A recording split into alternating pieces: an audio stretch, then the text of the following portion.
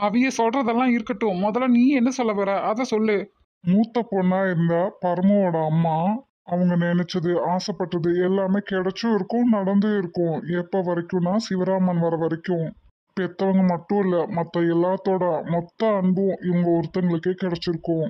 ஆனா ரேகாவோட அப்பா சிவராமன் பிறந்த பின்னாடி அதெல்லாம் கொஞ்சம் கொஞ்சமா குறைய ஆரம்பிச்சிருக்கும்.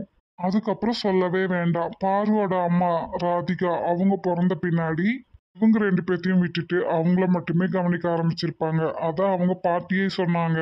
இப்போ அந்த வீட்ல பார்வோட அம்மா ராதிகாக்கும் சிவராமன் அங்கிள் ஒரே பையன் அப்படிங்கிறதாட்டியும் இவங்க ரெண்டு பேர்த்து மேல பாசம் கேரிங் எல்லாமே அதிகமா இருந்திருக்கும். ரமணி ஆண்டி மேல கம்மியா இருக்கும். இப்ப அதுக்கு என்ன? சொல்றத கேளேன். அந்த டைம் அவங்க அன்பு பாசம் கேரிங் இதுக்காக ஏங்கி இருப்பாங்க. அதனால தனக்கு கிடைக்காத எதுவா இருந்தாலும் பொருளா இருந்தாலும் சரி